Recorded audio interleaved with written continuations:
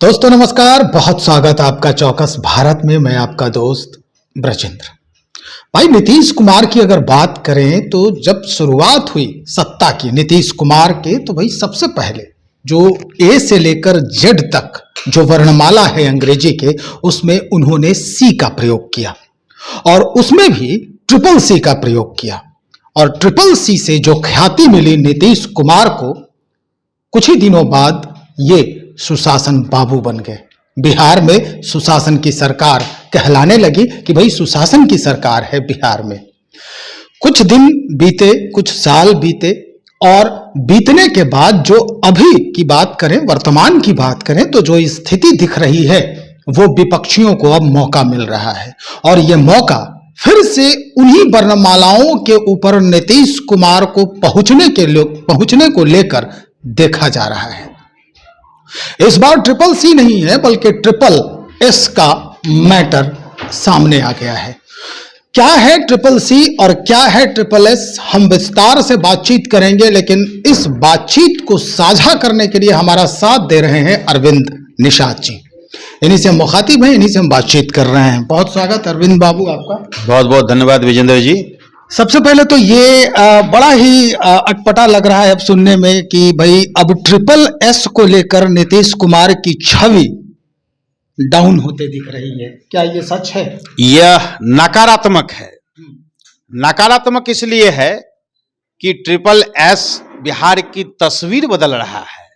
तस्वीर इस मामले में बदल रहा है कि स्मार्ट मीटर को आज भारत सरकार ने देश के सभी राज्यों में लागू करने के लिए इसे डायरेक्शन दे चुकी है।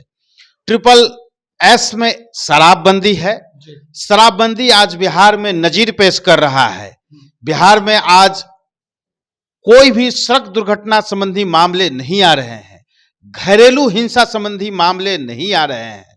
हां, यह जरूर है कि शराब माफिया जो पुलिस से आंख मिचौली कर पुलिस से बचते बचाते हुए शराबबंदी का धंधा जो कर रहे हैं, मैं समझता हूं कि उस मामले में भी बड़ी संख्या में शराब कारोबारी और पुलिस पदाधिकारी भी पकड़े गए हैं, उन पर कार्रवाई हुई है। तो कैसे आप कह रहे हैं सर्वे, ये जो जमीन का सर्वे है, सर्वे भी आज बिहार की आवश्यकता है। सरकार ने इसी आवश्यकता को ध्यान में रखते हुए बिहार में लैंड सर्वे काम करा रही है। तो यह बिहार की तस्वीर और तकदीर बदलने वाली ट्रिपल एस है। चलिए, आप तकदीर और तस्वीर दोनों बदल रहे हैं, ये बड़ी अच्छी बात है बिहार के लिए और हमारे लिए भी। लेकिन जो हकीकत है, जमीनी हकीकत है, अखबार या टीवी पर जो खबरें आ रहे हैं, शायद इससे आप रूबरू नहीं हो रहे हैं। नहीं, मैं रूबरू हूं। आप यह हमें बताइए कि देश में अंग्रेजी शासन के समय ही सीआरपीसी आईपीसी बनी थी। इंडियन पेनल कोड बनने के बाद तो भारत देश में या जहां कहीं भी पुलिस की कार्रवाई होती है, वहां तो कानून की व्यवस्था, कानून की कार्रवाइयां को समाप्त कर देना चाहिए था।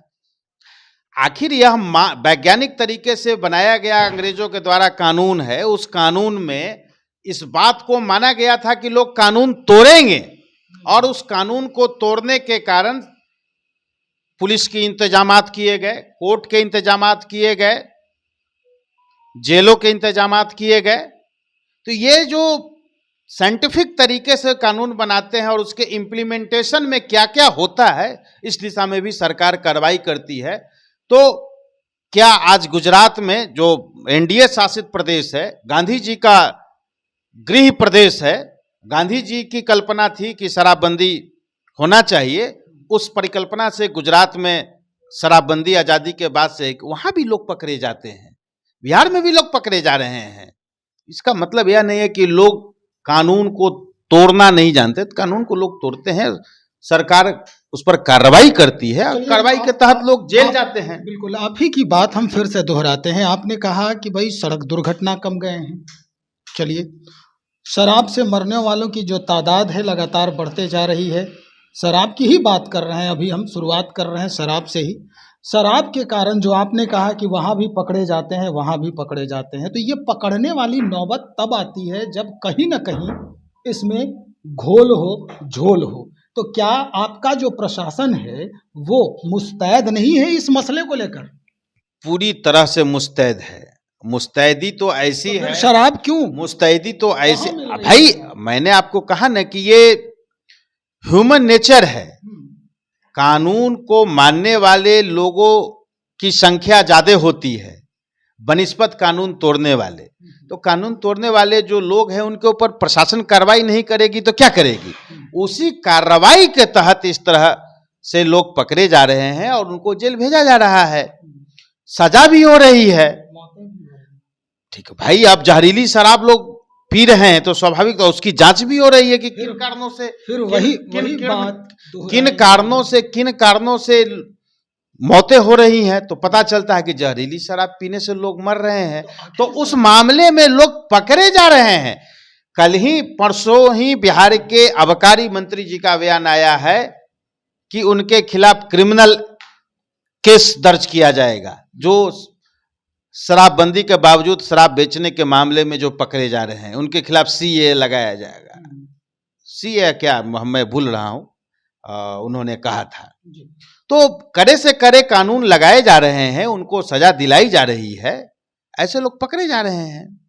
ये सच है ना कि शराब कहीं ना कहीं प्राप्त हो रहा है, लोग मर रहे हैं, इसको स्वीकार करने में क्या परहेज है आपको?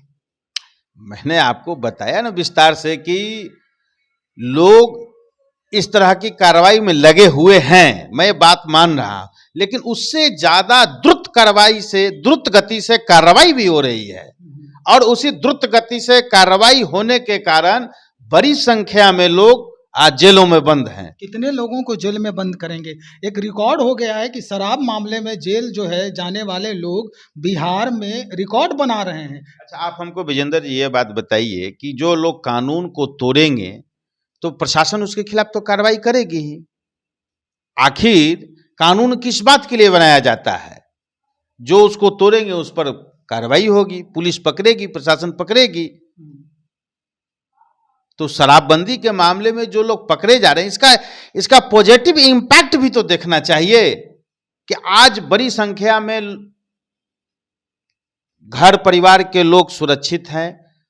आप शादी विवाह का भी मौसम चल रहा, आप देखिए पहले किस प्रकार से लड़कियों के दरवाजे पर जब बारात जाती थी तो कैसा उत्पात होता था। आज बाराती शांतिमय तरीके से बारात जा रही है, दूरा दरवाजा लग रहा है, सड़कों के दुर्घटना कम हो रहा है, लोगों की बचत हो रहा है।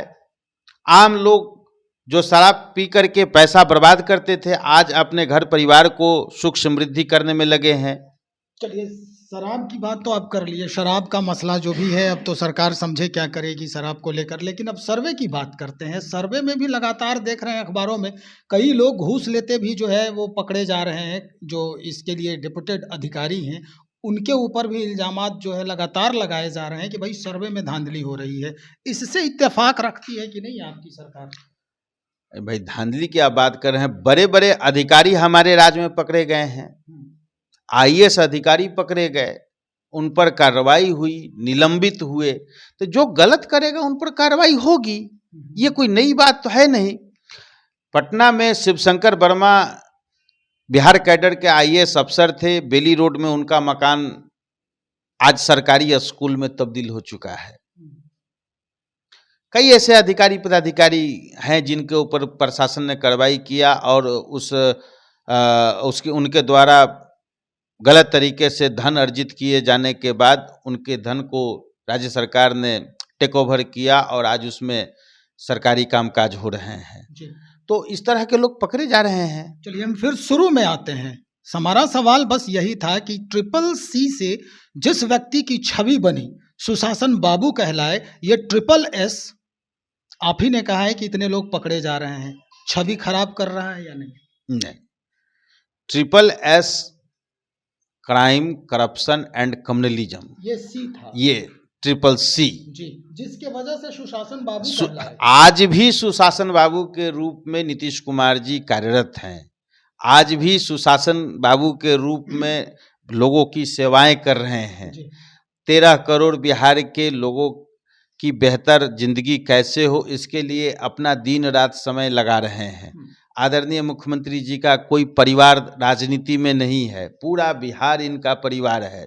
और आप हमको एक बात आप बताएं कि कौन ऐसे ट्रिपल सी के मामले में केस है जिससे माननीय मुख्यमंत्री नीतीश कुमार जी ने समझौता कर लिया हो?